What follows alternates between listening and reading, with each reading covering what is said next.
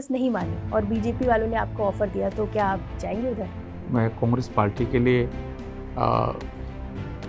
पूरी ईमानदारी के साथ काम करूंगा। मैं लोकसभा चुनाव लड़ने के लिए तैयार हूं। हरदा का आशीर्वाद मिला कि नहीं? जो भाजपा के साथ जाता था या जा सकता है, उसको मैं कांग्रेस के साथ ला सकता हूं। चुनाव लड़ना पड़ेगा मुझे या लड़ूंगा, या पार्टी लड़ाती है या पार्टी कहती है तो मैं सबसे बात करूंगा। हरीश रावत जी से भी? हाँ, क्यों नहीं, मेरे कोई बड़े भाई हैं, सबसे बात करूंगा।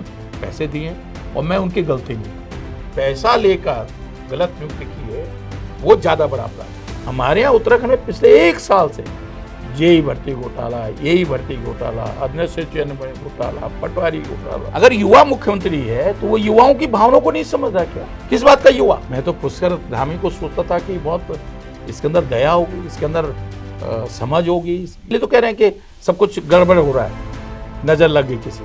किस बात का धाकड़ भाई? मैं तो राजनीति को शुद्ध रूप से खेल की तरह लेता हूं। उस समय नए नए मंत्री थे, हम पे गाड़ी भी नहीं थी लखनऊ में, एकदम रिक्शे पे आ गए। भारत जोड़ो यात्रा के कारण वो खड़ा हो गया। मैं भी सो रहा था सही।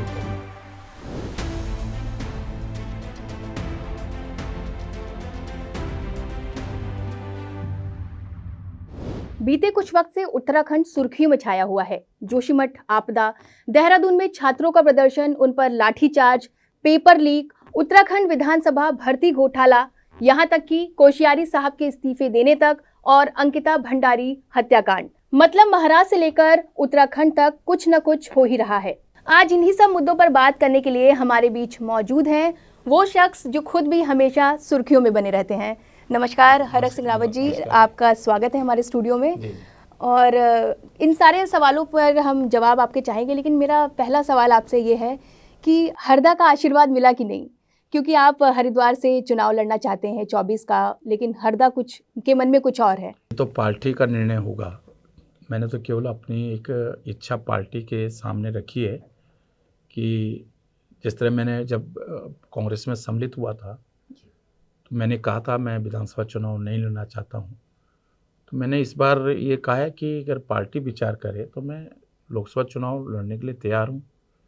और हरिद्वार से मैंने पार्टी से निवेदन किया कि मैं हरिद्वार से अगर पार्टी विचार करेगी तो मैं चुनाव लड़ सकता हूं। और इसलिए मैं अपनी गतिविधियां भी मैंने हरिद्वार विधान लोकसभा में तेज की हैं। लेकिन क्योंकि ये निर्णय तो पार्टी हाईकमान को लेना है कि वो किसको चुनाव लड़ाती है, और ये निर्णय तो पार्टी हाईकमान का होगा। उसमें हरीश रावत जी भी हैं, प्रदेश अध्यक्ष हैं, विधानसभा के विपक्ष के नेता हैं, केंद्र का हमारा नेतृत्व है, उन सबको निर्णय लेना है।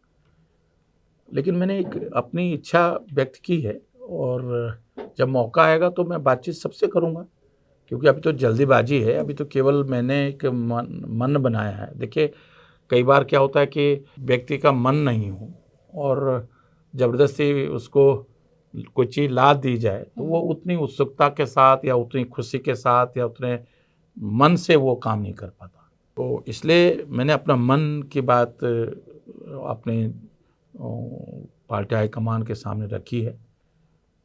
पार्टी हाईकमान को लगेगा कि नहीं, मैं सीट निकाल सकता हूँ, बेहतर तरीके से चुनाव जीत सकता हूँ, लड़ सकता हूँ, तो पार्टी विचार करेगी।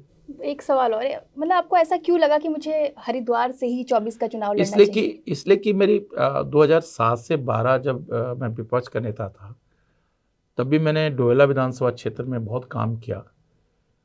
और मुझे एक चीज़ जो और लग रही है, क्योंकि हमारे गढ़वाल से विशेष करके जो लोग भी गांव छोड़कर नीचे देहरादून में आए, तो वो या तो ऋषिकेश बस है, रुड़की बस है, हरिद्वार बस है, डोएला बस है और धर्मपुर में बस है। तो ज़्यादातर पहाड़ के लोग जिनसे मेरा कोई ना कोई रिश्ता रहा है, क्योंकि मैं पौड़ी से विधायक रहा, मैं लहसनों से 2 बार विधायक रहा, मैं कोटद्वार से विधायक रहा, मैं रुद्रप्रयाग से विधायक रहा। तो वो लोग, मैं टिहरी से, उत्तरकाशी, सभी जगह से मेरे संबंध बहुत पिछले 30-35 साल की राजनीति में सब लोगों से बहुत व्यक्तिगत संबंध हैं। अब मैं देख रहा हूँ वो सारे लोग इस समय हरिद्वार पार्लियामेंट क्षेत्र में उन्होंने घर बना लिए। तो मुझे लगा कि कांग्रेस से वही व्यक्ति ज़्यादा प्रभावशाली ढंग से चुनाव लड़ सकता है, जो मेरी अपनी सोच है हो सकता है मैं गलत भी हो सकता हूँ, कि जो ये जो देखिए हरिद्वार में ज़िले में तो कांग्रेस मजबूत है, लेकिन कांग्रेस जो नुकसान उठाती है वो ऋषिकेश, डोयला और धर्मपुर विधानसभा क्षेत्र में काफ़ी पीछे हो जाती है। और मुझे लगता है कि इन 3 विधानसभा क्षेत्रों में वहाँ पीछे रहने की वजह क्या होंगी कांग्रेस की, आप बताइए? इसलिए कि वहाँ जो ज़्यादातर गढ़वाली वोटर है, और गढ़वाली वोट या जो गढ़वाल से जुड़े लोग हैं वो ज़्यादातर भाजपा के साथ हैं। और मुझे लगता है कि उस पर मैं काफ़ी सेंध मारने की स्थिति में हूँ। काफ़ी इस वोट बैंक को मैं जो भाजपा के साथ जाता था या जा सकता है, उसको मैं कांग्रेस के साथ ला सकता हूँ। तो कुछ अगर रणनीति आपकी हो जो हमारे दर्शकों के बीच, तो इसलिए मैं काम भी कर रहा हूँ। मैंने सब लोगों से, देखिए निर्णय तो पार्टी को लेना है। देखिए क्योंकि टिकट मेरे हाथ में नहीं है, किसी के हाथ में नहीं है, ये निर्णय तो पार्टी हाईकमान को लेना है। अगर उनको लगता होगा कि भाई हरक सिंह बेहतर ढंग से लड़ सकता है तो विचार करेंगे, और अगर वो कहेंगे कि हरीश साहू जी से भी बात करनी पड़ेगी, तो अभी तो क्योंकि शुरुआत है, अभी तो 1 साल है, जब अवसर आएगा तो मैं सबसे बात करूंगा। अगर चुनाव लड़ना पड़ेगा मुझे या लड़ूंगा, या पार्टी लड़ाती है या पार्टी कहती है, तो मैं सबसे बात करूंगा। हरीश रावत जी से भी? हाँ, क्यों नहीं, मुझे कोई बड़े भाई हैं, सबसे बात करूंगा। अगर मुझे लड़ना होगा तो मैं सबसे बात करूंगा। लेकिन अभी तो क्योंकि जल्दीबाजी है, और केवल मैं अभी कांग्रेस की गतिविधियां, कांग्रेस के लोगों को खड़ा कर रहा हूं, कांग्रेस की गतिविधियां खड़ी कर रहा हूं। कल माना मुझे पार्टी ने नहीं लड़ाया और किसी और को लड़ाती है पार्टी, तो भी उसके काम आएगा। जो आज मैं दौड़ धूप कर रहा हूँ, कार्यकर्ताओं को घर से बाहर निकाल रहा हूँ, उनमें जोश भर रहा हूँ, उत्साह भर रहा हूँ, वो कल जो भी चुनाव लड़ेगा उसके काम आएगा, और मैं उसके लिए काम करूँगा। तो ये पार्टी को फ़ायदा ही है। अगर मेरी गतिविधियों से पार्टी को फ़ायदा ही होगा कल। बिल्कुल। एक अभी आपने बहुत बड़ा आरोप लगाया उत्तराखंड भर्ती घोटाले को लेकर कि पीछे के गेट से पैसे दिए गए, वहाँ से भर्तियाँ हुई। तो क्या आप बता सकते हो कि किसने पैसे लिए? देखिए, मैंने ये नहीं कहा, मैं बिल्कुल मेरे पे ऑथेंटिक हूँ मैं, और मैंने कोई बात कही है तो बिना बहुत गंभीरता के साथ कही है। कोई केवल एक जैसे नेताओं की आदत होती है कि आरोप लगाना, मेरी आदत नहीं है। मैं जब तक कोई बहुत गंभीरता नहीं होती बात में, तब तक मैं कोई ऐसी बात करता नहीं हूँ। और मैं 100% श्योर हूँ, मुझे जानकारी है कि विधानसभा में, देखिए आदर्श चुनाव आयोग में, लोक सेवा आयोग में तो आप देख ही रहे हैं, बिना पैसे का तो खेल ही नहीं हुआ। सारा पैसे का खेल हुआ है। STF या जो जांच हो रही है, पैसा पकड़ा जा रहा है। लेकिन विधानसभा में भी जो भर्तियां हुई, कुछ सिफारिश से हुई होंगी। जैसे माना कोई प्रांत प्रचारक के भाई लग गया तो वो उसने नहीं पैसे दिए होंगे, या कोई मंत्री का कोई भाई होगा, रिश्तेदार होगा, उसने नहीं दिए होंगे। लेकिन ज़्यादातर लोगों ने उसमें पैसे दिए, और मैं उनकी गलती नहीं मानता। मैं इसलिए नहीं मानता कि मैं मंत्री रहा हूँ, बड़े जिम्मेदार पदों पे रहा हूँ। लोग हम पे आते हैं कि साहब हमारी नौकरी लगा दो, कुछ खर्चा पड़ेगा तो चाहे गहने बेचने पड़े, चाहे ज़मीन बेचने पड़े, कुछ भी कर्ज मांग के लोग लाते हैं और ऑफर करते हैं। लेकिन इसमें हमको देखना चाहिए, जो मंत्री है, जो अधिकारी है, उसको देखना चाहिए कि भाई ये जैसे हम जो है ऐसे गलत तरीके से कैसे नियुक्तियां कर रहे हैं। मेरा ये सवाल, आपने कहा ना कि उनकी गलती हम नहीं मानते, लेकिन जो भ्रष्टाचार में लिप्त है और भ्रष्टाचार करने वाला, दोषी तो दोनों ही होते हैं। ये मैं बिल्कुल कह रहा हूँ कि वो तो मैं खुद ही कह रहा हूँ कि घूस देने वाला भी अपराधी है, लेकिन उससे बड़ा अपराधी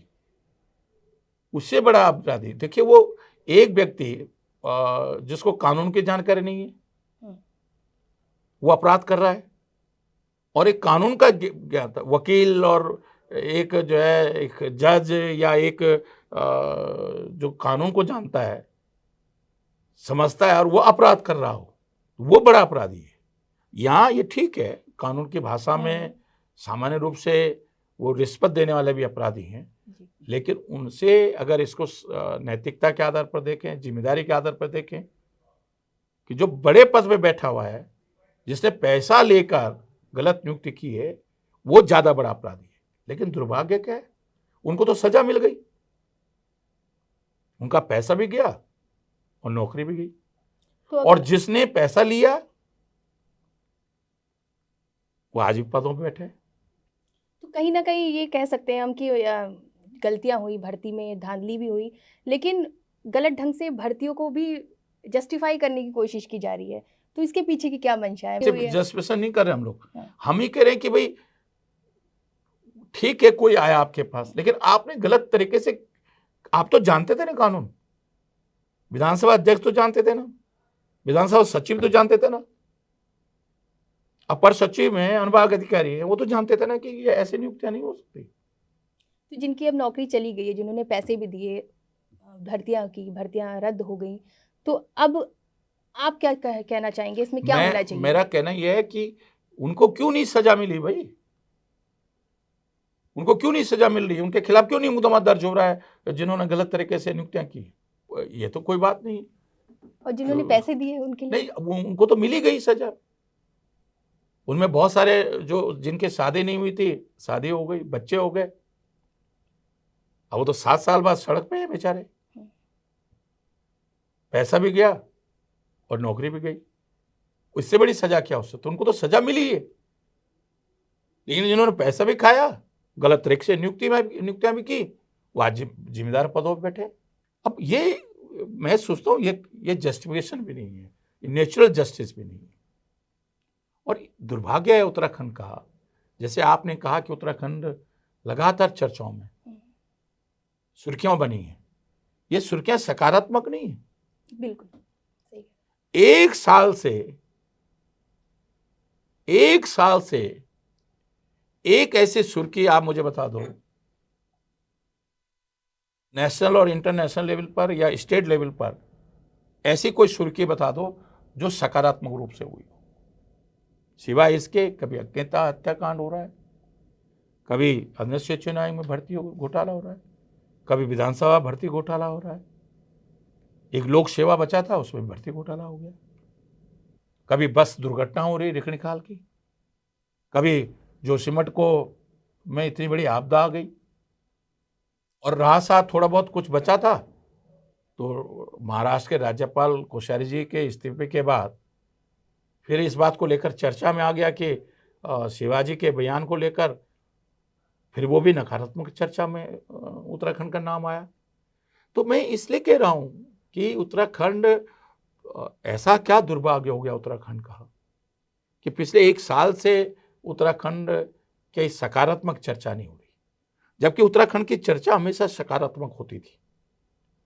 जब लेफ्टिनेंट जनरल बिपिन रावत जी बने, आर्मी चीफ बने, रॉ के चीफ बने, पोस्टल गार्ड के चीफ बने, बचेंद्र पाल ने एवरेस्ट पे चढ़ी,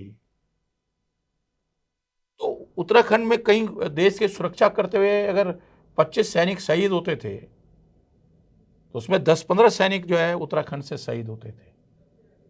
तो उत्तराखंड की चर्चा पराक्रम को लेकर होती थी, उत्तराखंड की चर्चा फूलों घाटी को लेकर होती थी, उत्तराखंड की चर्चा बद्री केदार को लेकर होती थी, नीलकंठ को लेकर होती थी, हरिद्वार को लेकर होती थी, नैनीताल को लेकर होती थी, हेमकुंड साहिब को लेकर होती थी, और आज वाइल्ड लाइफ को दृष्टिकोण से कॉर्बेट को लेकर होती थी, राज्य नेशनल पार्क को लेकर होती थी।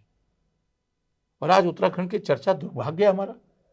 एक पेपर लीक इतनी बड़ी समस्या आप देहरादून में। मुझे बताओ, मुझे आप ये बताइए कि इतना सा उत्तराखंड है ना हमारा, 5 पार्लियामेंट क्षेत्र का उत्तराखंड है, यूपी इतना 80 पार्लियामेंट क्षेत्र का है, 48 लोकसभा महाराष्ट्र में, 40 मध्य प्रदेश में, जहां इतने बड़े प्रदेश हैं वहां इस तरह के घोटाले कभी आप सुनते होंगे 10-15 साल में कभी कोई घोटाला हो गया, भर्ती घोटाला हो गया।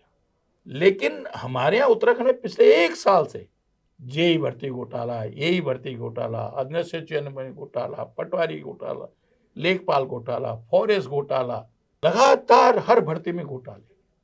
देहरादून में बच्चे प्रोटेस्ट कर रहे हैं, लाठीचार्ज भी हुआ। मेरा सवाल ये है कि अगर आप सत्ता में होते तो इस सिचुएशन को कैसे डील करते? देखिए, नेतृत्व की क्षमता तब महसूस की जाती है। अनुकूल परिस्थितियों में तो हर नेता, हर व्यक्ति निर्णय ले सकता है। नेतृत्व की क्षमता तब देखी जाती है जब प्रतिकूल परिस्थितियां हो। अगर बच्चे जायज मांग को लेकर आंदोलन कर रहे थे, जायज मांग को लेकर धरने पे बैठे थे, भाई हम कहते हैं हमारा युवा मुख्यमंत्री है। अगर युवा मुख्यमंत्री है तो वो युवाओं की भावनाओं को नहीं समझ रहा क्या? किस बात का युवा? अगर युवा मुख्यमंत्री युवा लोगों के मन की बात को नहीं समझ पा रहा है तो बुजुर्गों के मन की बात को, बहनों की मन की बात को क्या समझेगा? माताओं के मन की बात को क्या समझेगा? उसको नहीं समझ में आ रहा है कि ये नौजवान है। सबसे बड़ी बात कि जायज बात को लेकर, सही बात को लेकर जो राजनीतिक दलों को, जो सामाजिक संगठनों को जो बात उठानी चाहिए थी, आज वो उत्तराखंड का नौजवान उस बात को उठा रहा है कि भैया पारदर्शिता करो, ईमानदारी से एग्जाम कराओ। आपको क्या लगता है पेपर लीक होने का सबसे बड़ा लूप होल क्या है? किसकी वजह से हो रहे हैं पेपर लीक? देखिए कहीं ना कहीं सत्ता में बैठे लोगों के सह। देखिए हाकम सिंह, चलो अपवाद हो गया कि वो भाजपा का कार्यकर्ता है।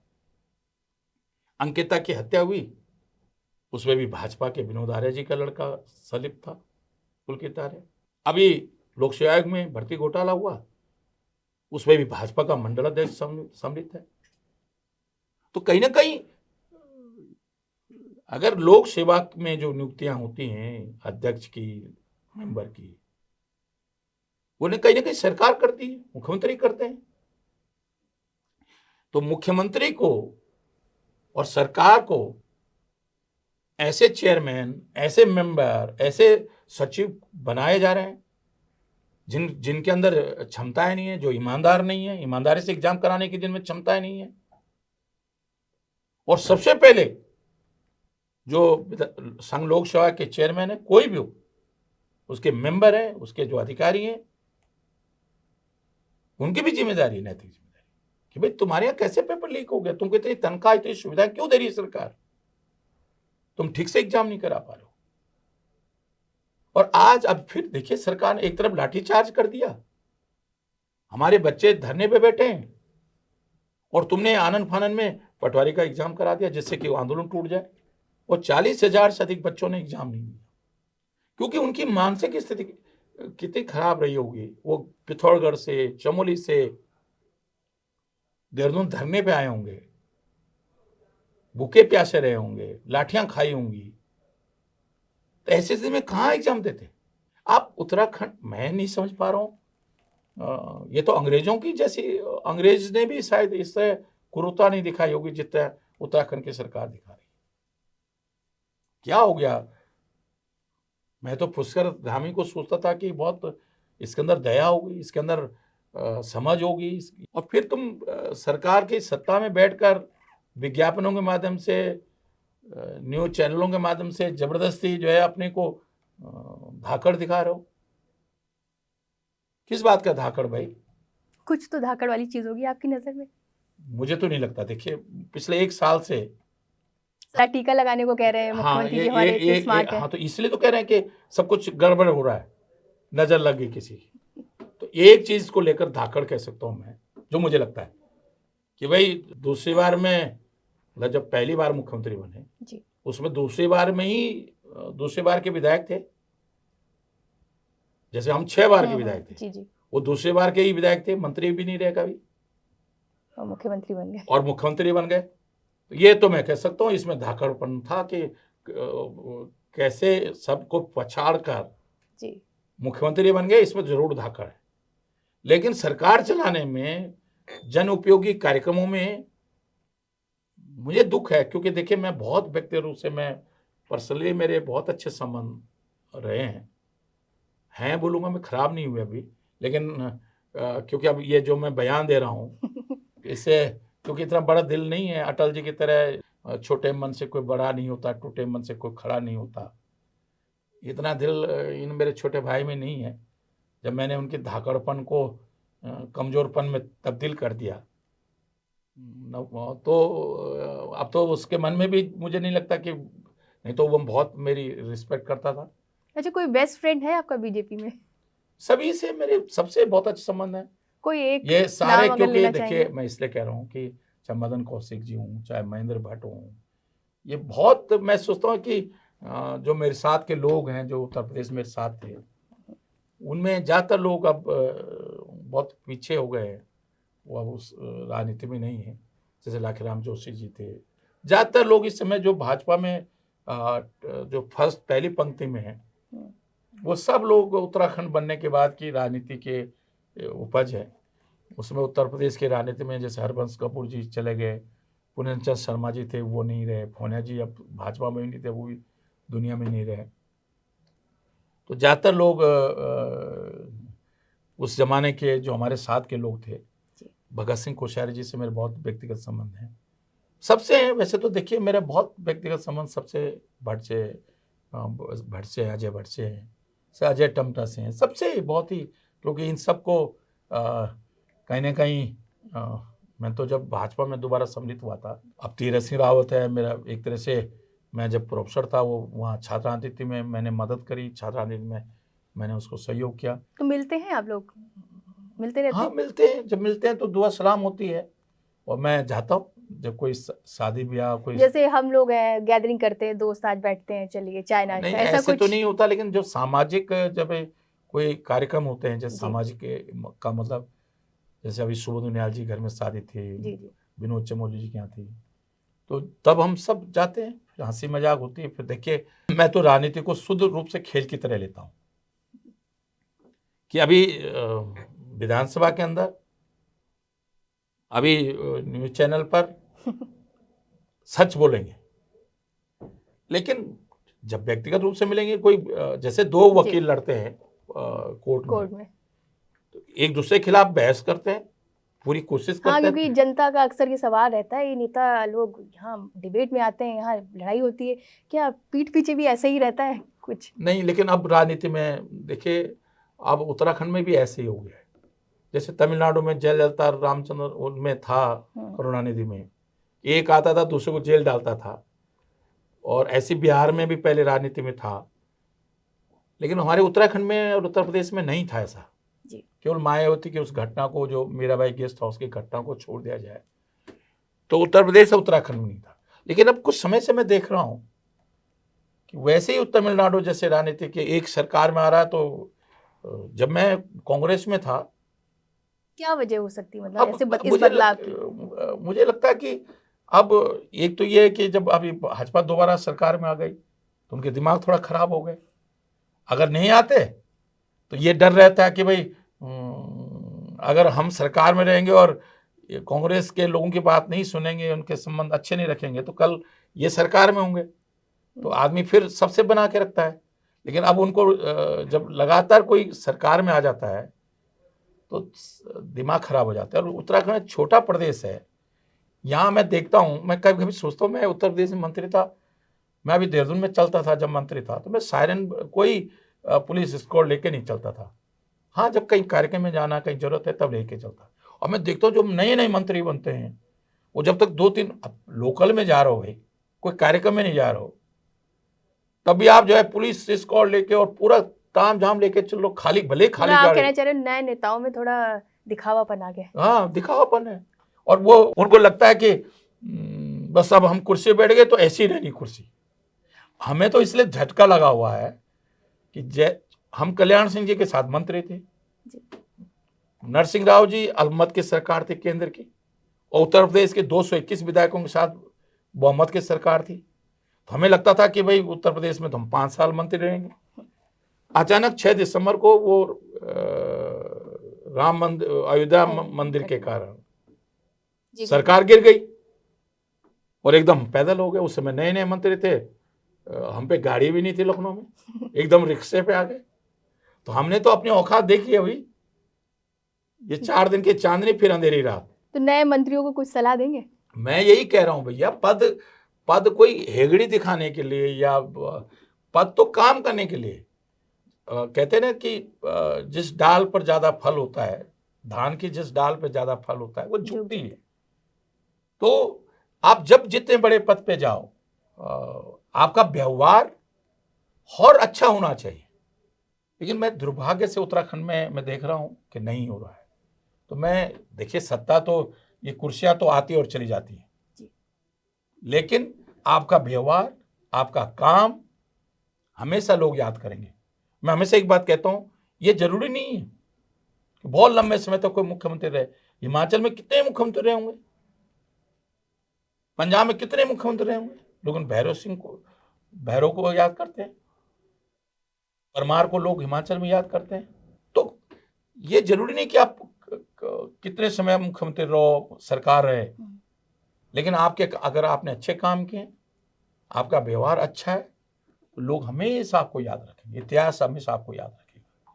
तो इसलिए ऐसा व्यवहार, ऐसा छोटा सा प्रदेश हमारा देवभूमि है, आपस में मिलजुल कर कोई गलत हो रहा है तो भाई क्या, मैं अगर धार्मिक जगह में होता, बच्चे भूख हड़ताल बैठे थे तो मैं तो खाने की व्यवस्था भी कराता उनकी, रात को उनके कंबल भी भिजवाता है, ठंड में बच्चे वो ना हो। तो आप धामी जी को लगता है बोल रहे हैं कि आप जरा और खाने पीने की व्यवस्था कर दीजिए। दूसरे दिन बच्चों को कहता, बताओ क्या चाहिए, सिविक जांच मांग रहे हो तुम, मैं अभी लेटर लिख रहा हूँ, सिविक जांच कराते हैं।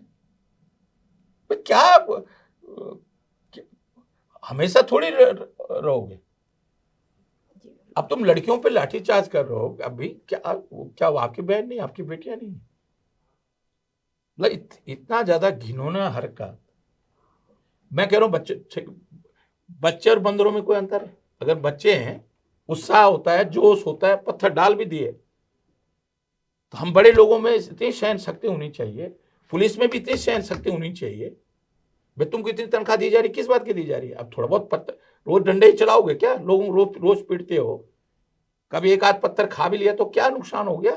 चलिए, एक सवाल मेरा राहुल गांधी से और कांग्रेस से जुड़ा भी है। राहुल जी भारत जोड़ो यात्रा लेके चल रहे हैं, हाथ से हाथ जोड़ो यात्रा भी चल रही है, लेकिन एनएसयूआई वाले तो आपस में हाथापाई करने पे लगाए हैं भाई, ऐसा क्यों? अब देखिए, इस छोटी सी घटना को लेकर मैंने कहा नहीं कि कोई भी गलती करे। देखिए, एनएसयूआई के बच्चों में आपस में इस तरह नहीं होना चाहिए। देखिए, दुर्भाग्यपूर्ण स्थिति है। आप लोग ने समझाया? नहीं, क्योंकि मैं तो दिल्ली आगे था कल, लेकिन ये दुर्भाग्यपूर्ण स्थिति है, नहीं होना चाहिए था। लेकिन राहुल गांधी जी ने जिस तरह मैं सोचता हूँ कि कोई नहीं समझ पा रहा था, कोई नहीं सोचता था कि वो ये यात्रा, मुझे भी लगता था कोविड के बहाना बना के भारत सरकार रोक देगी, कोशिश की भारत सरकार ने, कहीं पथराव हो जाएगा, कहीं आतंकवादी कश्मीर में यात्रा चलेगी नहीं चलेगी, राहुल गांधी जी चल पाएंगे नहीं चल पाएंगे। मुझे भी खुद संशय था, लेकिन उस व्यक्ति के बहादुरी ने, संयम ने, उनके व्यक्तित्व को और पार्टी को जो संघर्ष करने की क्षमता है पार्टी के अंदर, जो होनी चाहिए, विशेष करके जब हम विपक्ष में हो, जो सड़क पर संघर्ष करने की क्षमता हमें होनी चाहिए, और राहुल गांधी जी ने इस पैदल यात्रा के माध्यम से, भारत जोड़ो यात्रा के माध्यम से कांग्रेस कार्यकर्ताओं के लिए प्रेरणा बन गए। और देखिए, अगर कांग्रेस कार्यकर्ता खड़ा हो गया, हर गांव में कांग्रेस का कार्यकर्ता है, लेकिन वो सोया हुआ था, इस भारत जोड़ो यात्रा के कारण वो खड़ा हो गया। मैं भी सो रहा था, सही बताऊंगा। एक सवाल जोशीमठ आपदा से जुड़ा है। 1 महीना पूरा हो गया है आपदा को, लेकिन वहाँ सिचुएशन अभी भी बदतर बनी हुई है और 4 धाम यात्रा का समय भी नज़दीक आ रहा है। तो आप उसी क्षेत्र से आते हैं, तो आप क्या सजेशन देना चाहेंगे सरकार को कि वो सिचुएशन जो बिगड़ी है उसको संभाला जा सके? देखिए, मैं बड़ा दुर्भाग्य है उत्तराखंड का, हमेशा आपदाएं आती हैं। केदारनाथ में आई 2013 में, 19 में उत्तरकाशी में भूकंप आया था, 2003 में घनसाली में आया था, धारचूला में आया, हमेशा आती है। हम हर बार कहते हैं कि भाई अब की बार हमें सबक लेना चाहिए और अब हम इनको विस्थापित करेंगे, वो करेंगे। केदारनाथ में बड़ी बड़ी बातें हुई, लेकिन केदारनाथ को छोड़कर देखा जाए, कुंड में आज भी नहीं विस्थापित हुए, जहाँ बिल्कुल उत्तरकाशी से पहले पूरा धंस गए थे, जिस तरह जोशीमठ में धंस गया था, लेकिन आज तक कोई विस्थापित नहीं हुआ। सूची बनती है, लेकिन उसके बाद फिर सरकार सो जाती है। अभी मीडिया भी, लोग भी, सामाजिक संगठन भी और धीरे धीरे होगा क्या, वो जोशीमठ के लोग, वो बेचारे हताश निराश लोग ये संघर्ष करते रह जाएंगे और सरकार भी और सब छूट जाएंगे। कैसे निकला जाए इससे? मैं इसलिए कह रहा हूँ कि इसके लिए पूरी कार्य योजना बननी चाहिए और ईमानदारी के साथ जिनका जितना नुकसान हुआ है, देखिए सरकारी रेट अलग होते हैं, बाजार के रेट अलग होते हैं। आप भी समझती हैं, सब लोग व्यावहारिक बात है कि एक भवन एक कमरा हम सरकारी रेट पे, तो अगर वो 10 लाख का बना है लेकिन एक्चुअल बनता तो 20-25 लाख का है। तो हमें इसमें खुले दिल से सरकार को वहाँ के लोगों की मदद करनी चाहिए। जो वहाँ का निर्माण है, जो चाहे सुरंगों का निर्माण है, चाहे NH का है, चाहे डैम जल विद्युत परियोजना का है, अगर उसको तरीके से और अगर उससे नुकसान हो सकता है तो उसको बंद कर देना चाहिए और कोई विकल्प दूसरा निकालना चाहिए, जिससे कि जोशीमठ हमारा जो एक प्रमुख धार्मिक स्थल है पूरे हिंदुओं का, हेमकुंड साहिब का प्रमुख पड़ाव है, मुख्य द्वार है, बद्रीनाथ का मुख्य द्वार है, नरसिंह भगवान का आदि गुरु शंकराचार्य का स्थापित किया हुआ शहर है। तो उसको बचाने के लिए भारत सरकार को भी और प्रदेश सरकार को भी एक बड़ा पैकेज के साथ साइंटिफिक तरीके से वहाँ के सुरक्षा भी करनी चाहिए और वहाँ के लोगों को मदद भी करनी चाहिए। हरक जी, एक आखिरी सवाल, हरिद्वार से आप 24 का चुनाव लड़ना चाहते हैं, अगर किसी कारण कांग्रेस नहीं मानी और बीजेपी वालों ने आपको ऑफर दिया तो क्या आप जाएंगे उधर? देखिए, मैं कांग्रेस में आया हूँ और मैं कांग्रेस पार्टी के लिए पूरी ईमानदारी के साथ काम करूँगा। पार्टी जिसको भी लड़ाएगी चुनाव, उसके लिए हम काम करेंगे। केवल हरिद्वार में नहीं, गढ़वाल लोकसभा में भी जितनी मेरी सामर्थ्य है, टिहरी लोकसभा में भी, पांचों लोकसभा में हम कांग्रेस को जिताने के लिए, विजय बनाने के लिए काम करेंगे। और मुझे लगता है कि अब भविष्य उत्तराखंड में कांग्रेस थोड़ा सा इसी तरह सक्रिय रहेगी, कांग्रेस इसी तरह संघर्ष करती रहेगी, जन समस्याओं को लेकर लड़ती रहेगी, तो कांग्रेस का भविष्य उत्तराखंड में बेहतर है। बहुत बहुत धन्यवाद हरक जी हमसे बात करने के लिए।